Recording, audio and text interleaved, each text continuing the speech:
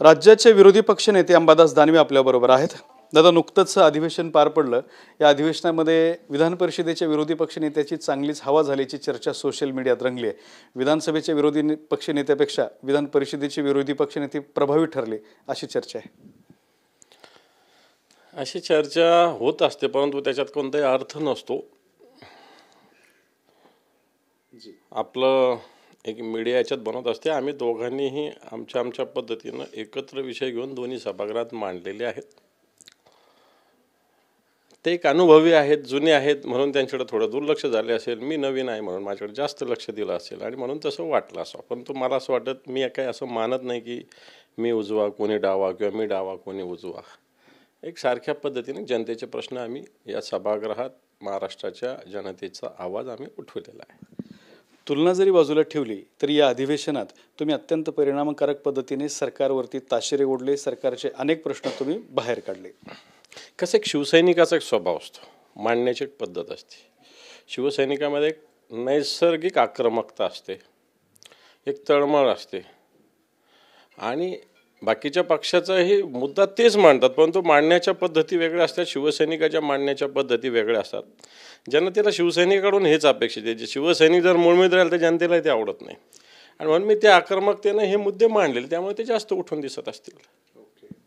बडगुजरांच्या मुद्द्यावरून दादा भुसेंनी पुन्हा एकदा टीका केलेली आहे. सलीम कुत्ताच्या माध्यमातून हे सगळे स्फोट झाले होते, देशद्रोही कृत्य आहे आणि त्याच्या सन्मानार्थ उबाटाचे प्रमुख येत आहेत आणि बडगुजरांच्या तर क्लिप समोर आल्यात. हा विषय पुन्हा एकदा चर्चेत आणला जातोय. मला असं वाटतं दादा भुसेंनी जेवढा सलीम कुत्ता देशद्रोही आहे तेवढाच ललित पाटील सुद्धा देशद्रोही आहे. तेवढाच. कारण आपली एक पिढी बर्बाद करणं सलीम कुत्ताही करतो आणि ललित पाटीलही करतो. या ललित पाटीलला कोण सोबत आणलं होतं, कोणाचा सहकार्य होतो, कोणी मदत केली, मला वाटतं दादा भुसेंनी याविषयी सुद्धा स्पष्टीकरण करण्याची आवश्यकता आहे. दुसऱ्याच्या डोळ्यातलं कुसळ दिसतं, स्वतःच्या डोळ्यातलं मुसळ सुद्धा त्यांना दिसत नाही असं मला वाटतं. मराठा आरक्षणाचा मुद्दा आहे. सरकार ते सोडवताना सरकारला अपयश मिळताना पाहायला मिळते. गिरीश महाजन काल दुसऱ्यांदा आंतरवाली सराटीमध्ये जाऊन मनोज जरांगेशी चर्चा केली. ती चर्चा सुद्धा निष्फळ ठरलेली आहे. त्याच्यातून कुठलाही तोडगा निघालेला नाही. त्यामुळे पुन्हा एकदा आंदोलन उग्र होण्याची चिन्ह आहेत. हे बघ, गिरीश महाजन काय फार मोठे नेते आहेत वगैरे अशातला भाग नाही. निश्चित ते उपमुख्यमंत्री फडणवीस साहेबांचे एक उजवे हात असतील, पण तो मॅनेज करणं सोपं असतं बाकीच्या वेळेला. एखादी नगरपालिका, एखादा बाकी गोष्टी. मनोज जरांगे हा एक हाडाचा कार्यकर्ता आहे, समाजासाठी आग्रह असणारा करता. त्याला काय तुम्ही काही करू शकता. त्या भूमिकेवर ते ठाम आहेत आणि मला वाटतं जनतासुद्धा त्यांच्या भूमिकेला पाठिंबा देते. गिरीश महाजन जर अशा भ्रमात असेल मी जाऊन काही करेल, काही होणार नाही. जरांगे पाटील ज्या भूमिकेवर त्या भूमिकेवर 100% ठाम असतील. तुम्ही जसं म्हणताय की गिरीश महाजन फार काही मोठे नेते आहेत म्हणजे नाहीत, म्हणजे थोडक्यात त्यांच्याकडून हा प्रश्न सुटणार नाही असं तुमचं मत आहे? बिलकुल नाही. त्यांच्या बस की बातच नाही आहे ती. त्यामुळे ते 50 वेळेस गेले तरी काय मनोज जरांगे पाटील त्यांचं ऐकणार नाही. मी तुम्हाला 100% सांगतो, कारण मनोज जरांगेंना मी ओळखतो. अनेक आंदोलनात आमच्या विरुद्धही त्यांनी आमचं सरकार असताना आंदोलन केलेलं होतं. त्यावेळेस मी बऱ्याच वेळेस भेटायला गेलो. ठीक आहे, त्यांची भूमिका त्यांच्या ठिकाणी असेल, पण त्या भूमिकेशी ते ठाम असतात एवढं मानलंच पाहिजे. मग आता आंदोलन जर सुटत नसेल तर एक राज्याचे जबाबदार विरोधी पक्षनेते म्हणून हा प्रश्न सोडवण्यासाठी तुम्ही सरकारला काय सल्ला द्याल? सरकारला सल्ला काय द्यायचा? सरकारला माहिती आहे ना काय करायचं. सरकारला माहिती आहे, पण तो सरकारला केंद्र सरकार त्यांचं आहे, राज्य सरकार त्यांचं आहे. या सगळ्या याच्यात होऊ शकतं. लोकसभेचं विशेष अधिवेशन बोललं पाहिजे, 50%च्या आरक्षणाची मर्यादा वाढवली पाहिजे, मराठा समाजाला आधार दिला पाहिजे, या सगळ्या गोष्टी केल्या पाहिजे. पण त्यांच्याच मंत्रिमंडळातले मंत्र्यांची वेगळी भूमिका असते. कोणत्या तोंडाने करणार? एकीकडे मराठा आंदोलकाशी वेग बोलायचं आणि प्रत्यक्षात वागायचं वेगळं, असं दुटप्पीपणा सरकारचा आत्ताच्या घडीला चालू आहे. त्यामुळे हे सरकार हा मराठा आरक्षणाचा प्रश्न सोडवू शकेल का नाही शकेल याच्याविषयी माझ्या मनात तरी शंका आहे. जितेंद्र आव्हाडांनी एक काल ट्विट केलं होतं. त्या ट्विटचा उल्लेख असा होता की राष्ट्रीय स्वयंसेवक संघ आणि भारतीय जनता पार्टीची एक गुप्त बैठक पार पडली आणि त्यामध्ये लोकसभा वगळता पुढच्या ज्या निवडणुका आहेत त्या सोबळावरती लढण्याचा निर्णय झालेला आहे.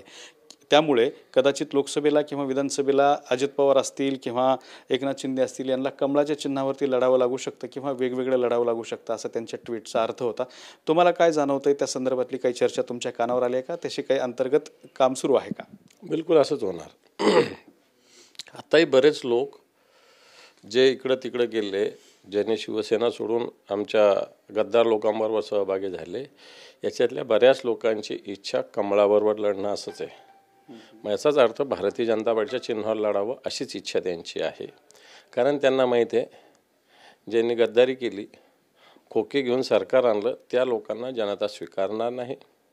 आणि मग भारतीय जनता पार्टीत आपण राहावं अशा प्रकारची इच्छा अनेक खासदारांची आणि अनेक आमदारांची आहे. आणि भारतीय जनता पार्टी अतिशय स्वार्थी आहे. लोकसभेपर्यंत यांना वापरून घेईल. विधानसभा यांना एकदा केंद्रात आपली शक्ती दाखवल्यानंतर खालच्या याच्याशी यांना कोणतंही देणं घेणं राहणार नाही. आपण जितेंद्र आव्हाडांनी व्यक्त केली शंका काही चुकीची असं मला वाटत नाही. संजय राऊत म्हणालेत की लोकसभेच्या आम्ही 23 जागा लढणार आहेत. शिवसेने जर 23 जागा लढल्या तर मग काँग्रेस आणि राष्ट्रवादी काँग्रेसला 12-13 अशा जागा राहतात. मग इतर जे घटक पक्ष आहेत तुमचे, तर त्यांना तर काही उरत नाही. असं नाही. मागच्या शिवसेनेच्या 18 जागा निवडून आल्या, 22 जागा शिवसेनेने लढलेल्या आहेत, ऑलरेडी लढलेल्या आहे. काँग्रेसची एकच जागा या महाराष्ट्रात निवडून आली, राष्ट्रवादीच्या 4 जागा निवडून आलेल्या. त्यामुळे शिवसेना 18, काँग्रेस 1 आणि राष्ट्रवादी 4 असं निवडून, म्हणजे 18, 19 आणि 4 23. उर्वरित जागे भारतीय जनता पार्टी किंवा अन्य लोक निवडून आले. त्यामुळे काँग्रेसची आत्ताच्या घडीला एकच जागा आहे, राष्ट्रवादीच्या 4 जागा आहे, शिवसेनेच्या 18 होत्या. शिवसेनेच्या बाकी 4 जागा अतिशय थोड्या फरकाने पडलेल्या आहेत, अतिशय थोड्या. मग संभाजीनगर असेल, रायगड असेल, अतिशय थोड्या मताने. त्यानंतर मावळ शिरूरची जागा असेल, सेकंड नंबर होते शिवसेना. फक्त अमरावतीची थोडी मोठ्या फरकाने शिवसेना पडली होती. त्यामुळे या नॅचरली 22 जागा तर शिवसेना लढत आलेली आहे. एखादी जागा एक्स्ट्रा लढू शकते असा एक आग्रह शिवसेना नेतृत्वाचा असेल किंवा आहे. परंतु हे तर मान्य केलं पाहिजे, शिवसेनेचे 18 खासदार आहे, राष्ट्रवादीचे 4 आहे आणि काँग्रेसचा 1 आहे. आणि मग त्या सगळ्याच्यात जर शिवसेना 23 लढायचा आग्रह करत असेल शिवसेना, तर तुम्हाला असं वाटत नाही तो आग्रह चुकीचा असेल. दुसरा एक महत्त्वाचा मुद्दा तो म्हणजे संजय राऊत काल बोलले होते की हिटलर जो आहे तो हुकुमशाह होता, कोडगे लोक राजीनामा देत नसतात. हिटलरने सुद्धा राजीनामा दिला नाही, त्याने आत्महत्या केली. एकनाथ शिंदेना उद्देशून त्यांचं हे वक्तव्य होतं. मला असं वाटतं एवढी गद्दारी, एवढी जनता विरोधात, एवढ्या सगळ्या गोष्टी या महाराष्ट्रात होत असतानाही हे सरकार टसकमच होत नाही. गेंड्याच्या कातडीचे सरकार झालेलं आहे. आणि म्हणजे गेंड्याच्या कातडीचे आहेत त्यांच्याकडून अपेक्षा काय ठेवणार. मला वाटतं ही भूमिका राऊत साहेबांनी व्यक्त केलेली असावी.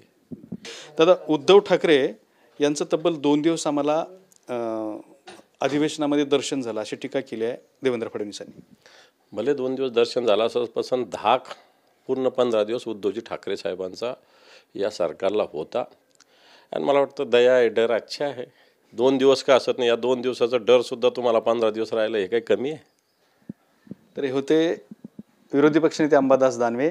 दया ये डर काफी आहे अशा स्वरूपाची प्रतिक्रिया अंबादास दानवे यांनी दिली. कॅमेरामन अमित आडेसोबत दत्ता कानवटे, TV9 मराठी, छत्रपती संभाजीनगर.